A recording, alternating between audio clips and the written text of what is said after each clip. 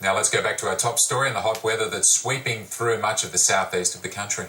Victoria is expecting record-breaking temperatures and high winds. Tim Wiebusch is the State Response Coordinator and he joins us now. Tim, what's the biggest danger about today?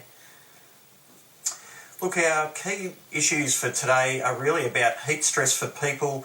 It's about the potential for fires in the landscape, but it's also on these days where people take relief at water sources, so water safety is also a key issue for us today.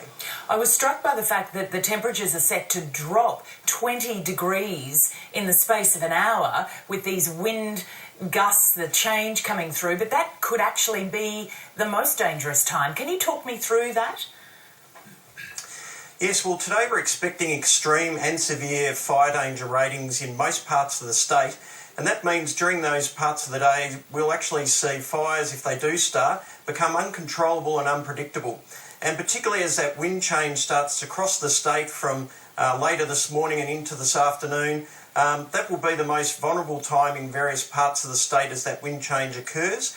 And particularly if fires are already in the landscape, they'll actually change direction, and that's where people need to be alert to their conditions, make sure they have a source of information for understanding the warnings and what is going on in their environment. Why are people being told to rethink their travel plans?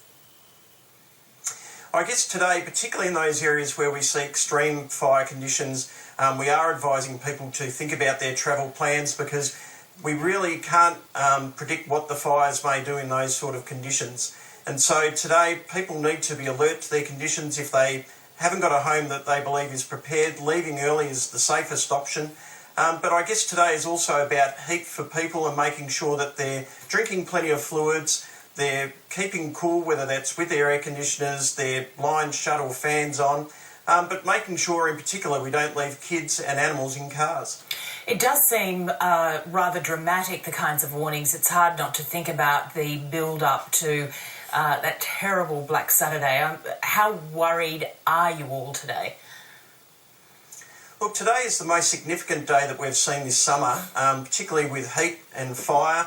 And so we're really appealing to all people that are either living or holidaying here in Victoria at this time to make sure that they understand their environment that they're in. Speak with park rangers if you're out and camping. Make sure you're swimming between the flags, but make sure you're accessing information, whether it's through our emergency website, emergency.vic.gov.au, or our emergency broadcasters such as the ABC. Have you got to worry about dry lightning as well?